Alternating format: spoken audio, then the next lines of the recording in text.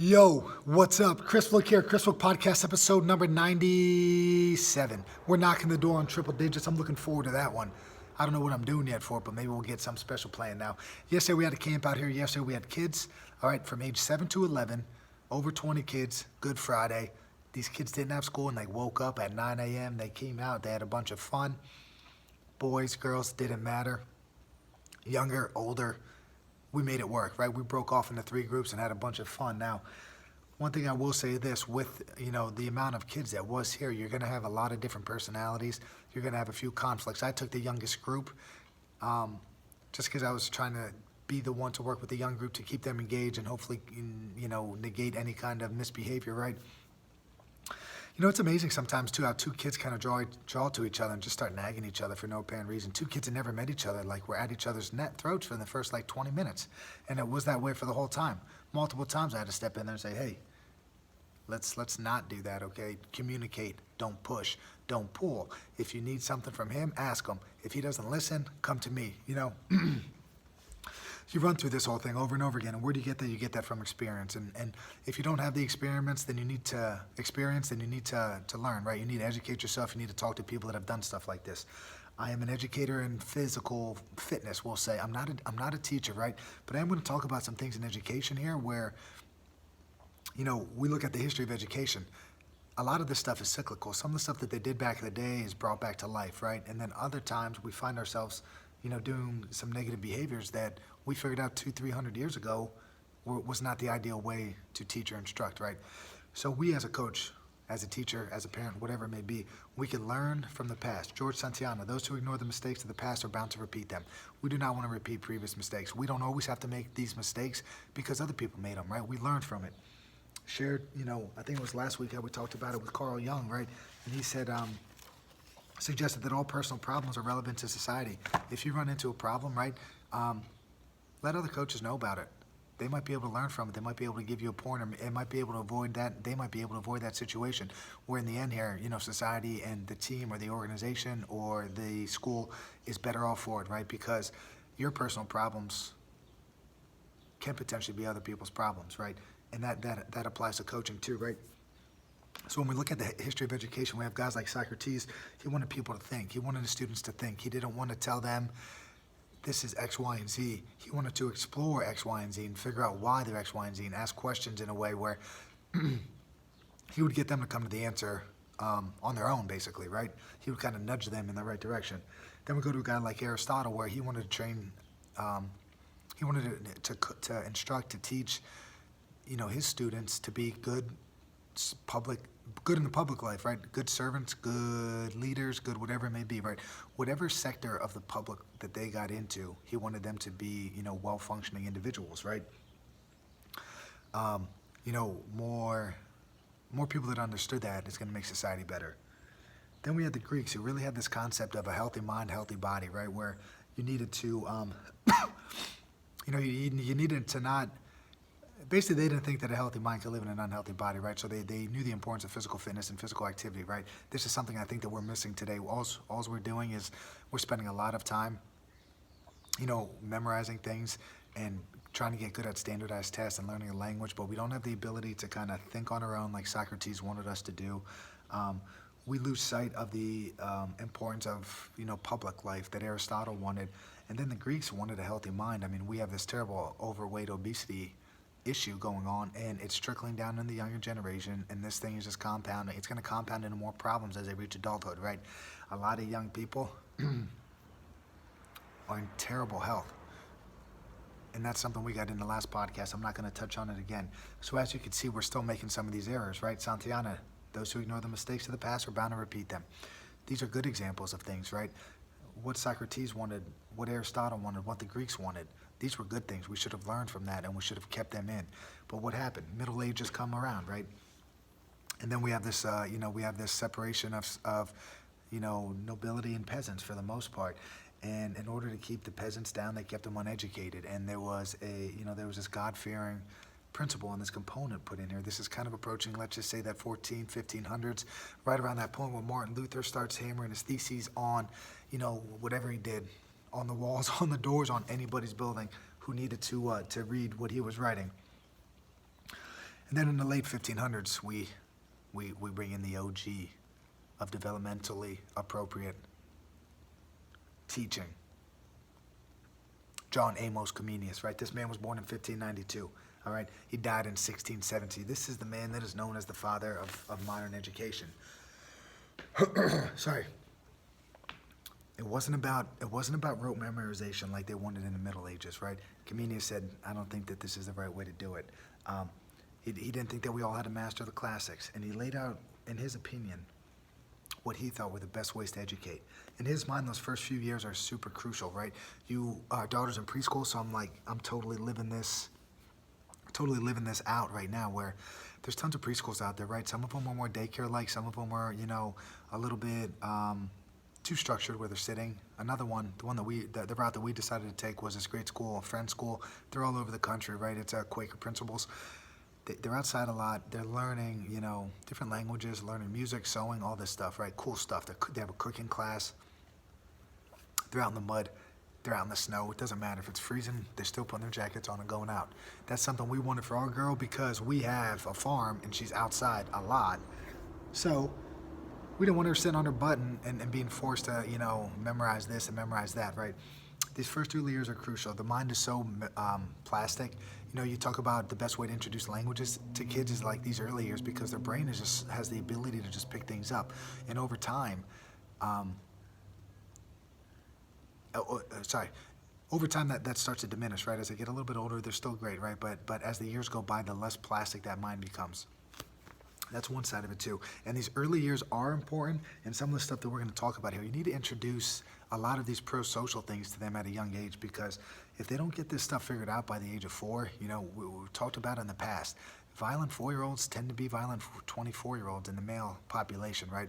You have to get the kids socialized, and the best way to do that in these early years. So we like the education approach of Comenius in the sense of let's focus on the individual. Let's focus on the social component. Let's focus on play.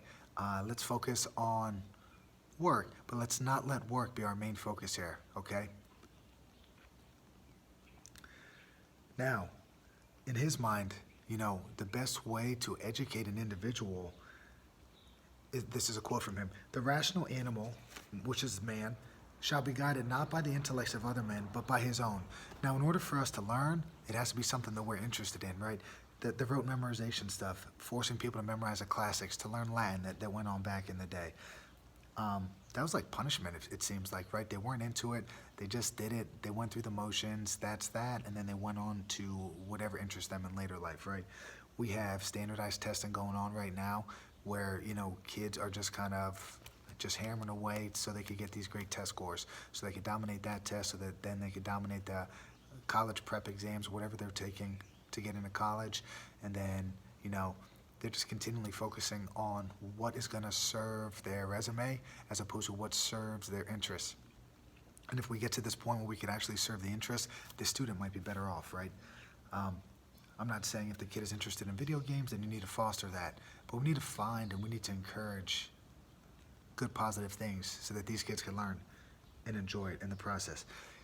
I talked about this with training the youth, training athletes, training people in general. Comenius believed in the early 1600s that you need to start with the general and then work to particular, introducing a wide variety of concepts. I talked about the base of the pyramid before, right? So we have to widen that base with general concepts, and then from there we'll be able to work on the particular, and we'll be able to build that pyramid really high. We're not able to build the pyramid high if the base is too narrow, right?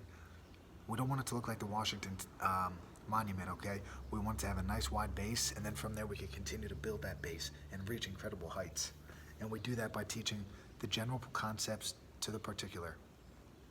In my world, you have to teach somebody how to do a great squat before you move to all of these, box squats, explosive squats. I see these gyms working with kids, and they got these freaking kids, and it annoys the heck out of me, doing ugly squats to the box and then standing up. If you took even 3/4 of that weight, maybe even half of that weight, and had them do a freestanding squat, they would probably cripple. They would probably collapse under the bar. They shouldn't be doing it because they're not trained enough. They don't have that general training. It's like That's a concept that you might not do until 3 or 4 years down the line. It's like you gotta put in the work with the goblet squat, bodyweight squats, goblet squats, front squats. Maybe then you could progress to a back squat. Maybe then you could progress to using, a chain or a band or a box, right? It's like people miss the freaking point here, and they just skip the general and just go right to the particular.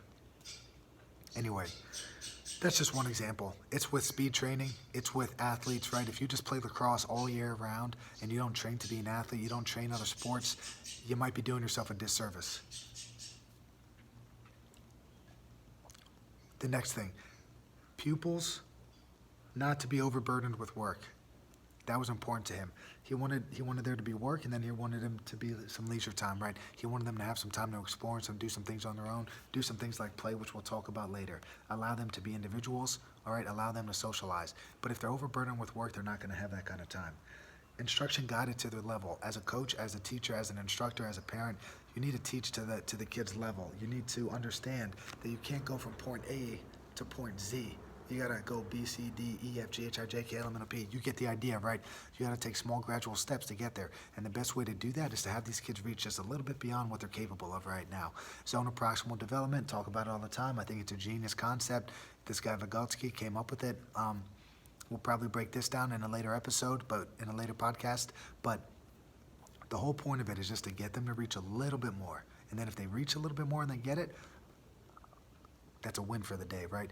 We could relax, we could go work on some other stuff, and then next time we just try to reach a little bit more. It's the same concept that Ed Cohn that I talked about 2 podcasts ago about his, powerlifting progressions and what he was able to accomplish, what he accomplished. Small gradual increases over the long haul, staying healthy, didn't burn himself out. He was able to accomplish great things. That same idea is involved here with learning and coaching, teaching, whatever.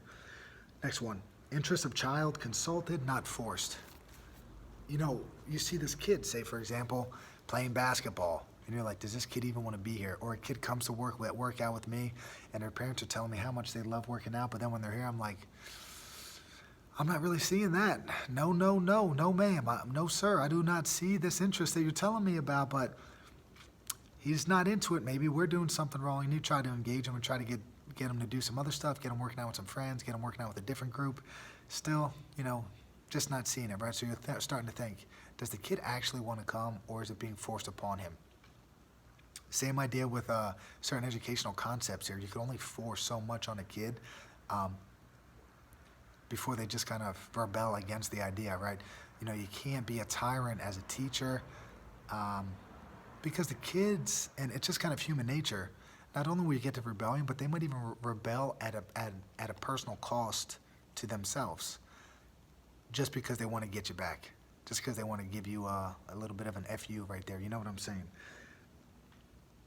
And then his last concept here, which is an important one, which, again, like the opening quote, I think we're forgetting. Fresh air, sleep, and as much exercise as they'd like. This is the 1600s. We're talking about fresh air, which we got ample of out here at the farm, I'll tell you that. Sleep, which we control. You control your sleep time. And then exercise. All right, if you're not overburdened with work, if you're not overburdened with your schedule, if you're not involved in all these different things here to try to boost the resume or, become the smartest 11-year-old the world has ever seen, right? You might have some time for these 3 important factors, and I think that they are important. Having a basketball practice at 8:30 at night for a 9-year-old, I think is miserable, but yet that is kind of what's going on around here at multiple towns.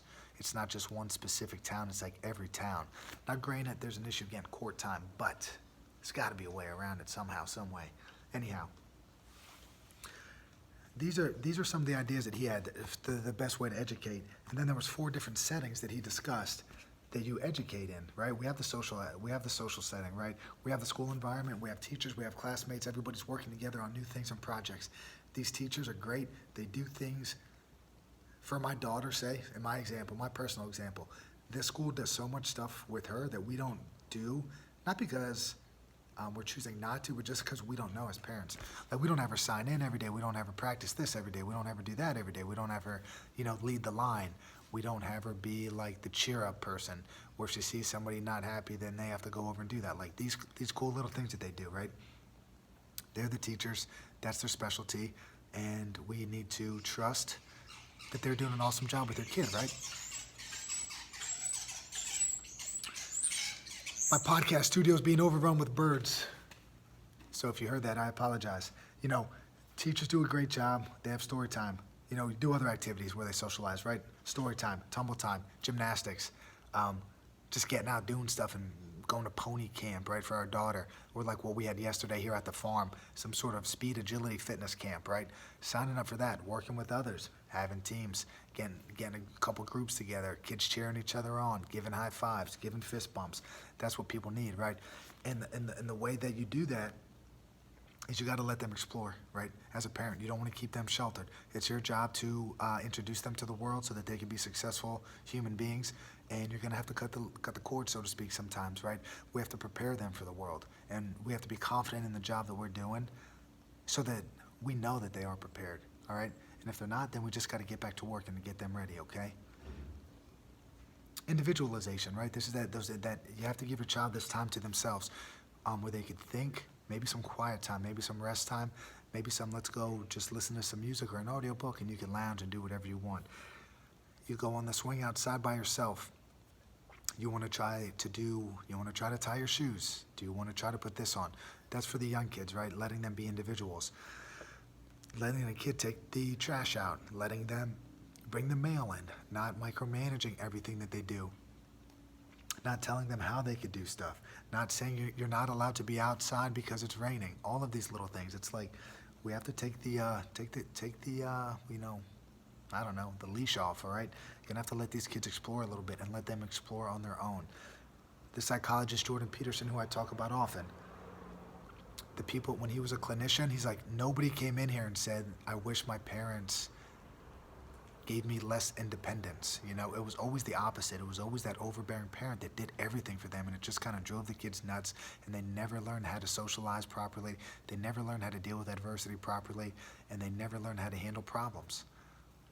Let your kids have to figure this out, and you have to prepare them to do that. That's the individual side of things, right? You got to let them be individuals. Children will develop.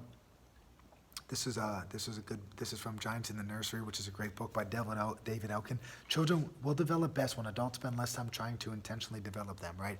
You got to, like if you're a sport coach, let the kids have some free play, right? Let them kind of roll around if they're wrestling a little bit. Hey, you got 5 minutes, you want to practice whatever, go right ahead. Put them in different situations, say, all right, it's on, wrestle. Let them explore, let them play. Basketball, right? Put your whistle down for a minute. Let them play some pickup basketball. They're calling fouls on their own, all right? You'll get to see the different personalities.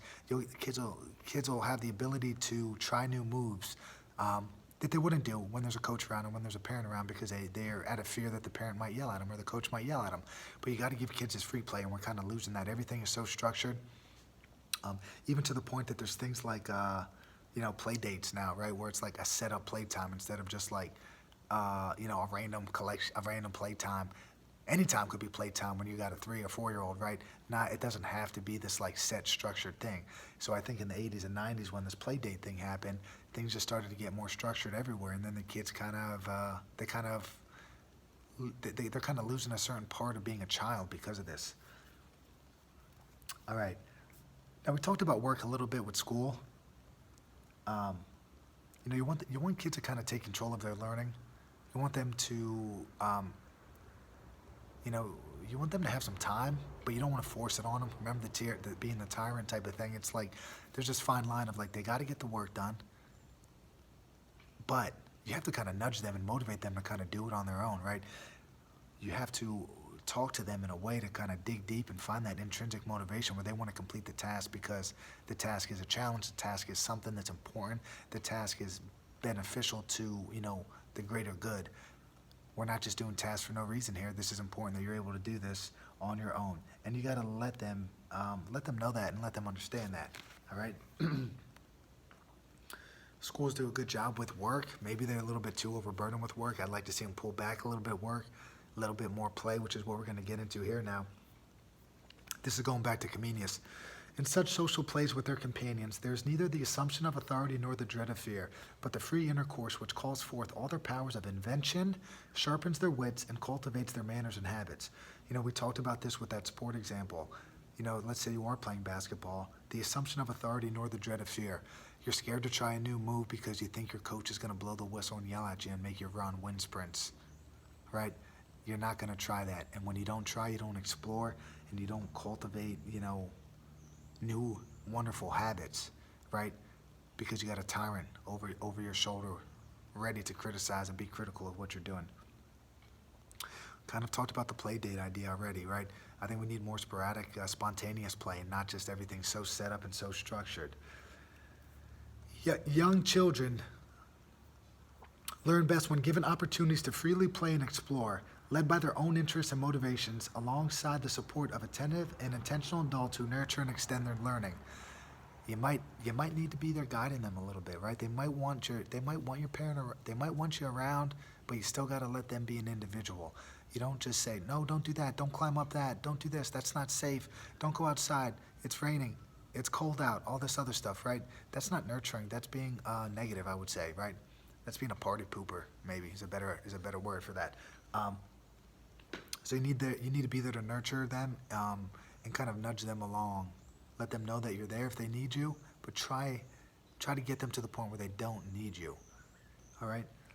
I think it's important for kids to know that you do have their back if they need it, and you're not just gonna like cut them loose at the park and say, see you later. Open-ended, child-driven play with no desired end result. Okay? When we talk about play dates, I always think that there's some desired result that needs to be done there. It's not open-ended. It's more like, a set thing. This is what we're gonna do, and this is where we're gonna be. It's not necessarily child-driven. It's we're gonna go to a location, and then you could drive it, right? Then you could take control, as opposed to being, hey, what do you want to do today? Oh, you want to do that? Fine, let's do it. Let's go. Let's maybe invite a friend. That's having assigned play areas in the house. That's not necessarily an open-ended situation. The child can't drive play if half of the house is sectioned off because you don't want them to play in it. So when we look at this stuff, Comenius in the 1600s knew a lot. The modern, the father, the godfather, the OG, whatever you want to call him, John Amos, Comenius, knew a lot about how to mold and how to shape a brain, how to get these kids to reach their full potential. And I feel like a lot of this has been lost lately. We need to go back and learn from the past. We stand on the shoulders of those before us. That's a quote, I believe. Not sure by who, but I like it. Everything that happens previously, it's like that pyramid example we just kind of build off of, right? This is hundreds of years ago. This stuff is still applicable today. Remember Aristotle's points. Remember Socrates' points. Remember the Greeks, right? Remember we have to create these kids well-rounded kids. We got to socialize. We got to let them be individuals. We have to introduce work to them, and we have to introduce play to them. All right? Those are the 4 settings that these kids are going to grow. All right? And just to review, the intellects, education should not be based upon what you think is best for them, but it should be driven a little bit, right? You should nudge them in a direction, but you shouldn't force anything upon them, especially at a young age. You should let them explore, and you should let them to be kids. Now, when they get to be 7, 8, 9 years old, then things start to get a little bit more structured. But in those early years, it's got to be child-driven. General to particular. I probably talk about that too much, right? It's the same thing with athletics. It's the same thing with teaching. Start with the general, advance to particular, and don't rush it. Slow cook it, baby, just like a nice piece of meat. Don't overburden your kids with work. Stop at a high note. Come back the next week and beat it, okay? Come back the next week and build off of that. Leave the gym, leave school, leave your lesson, a happy camper. Get to where you need to get, call it a day. Don't overburden them. Don't give them too much homework, because then it's going to take away from all those other components that we kind of talked about already. Instruction needs to be guided to their level. It's got to be appropriate to who they are as an individual. When you have large groups of kids, you got to be quick with it, and you need experience, and you need to have good practice with that. So if you're getting into coaching, if you're getting into teaching with large groups, that's probably the most appropriate thing that you should probably learn, is how to teach in a way that's developmentally appropriate for everybody. Interest of child must be consulted. You got to find what motivates them. You got to find what pushes them a little bit. You're having a hard time connecting with somebody, try to understand what they're into. All right, and then use that as a tool to connect, and then once you connect, then you can instruct better. And lastly, fresh air, sleep, as much exercise as they'd like. Let's get that going. Let's get our kids moving, man. I'm tired of the inactivity. I'm tired of seeing the crappy obesity statistics for these young kids. These kids are gonna have terrible issues when they get older. Let's get them moving now. Let's get them outside. Let's get them sleeping better. Let's put the electronics down. Let's socialize like normal human beings do with our words and not our thumbs. And let's continue to have a good life, guys. Hope you guys like this one. Peace, everybody.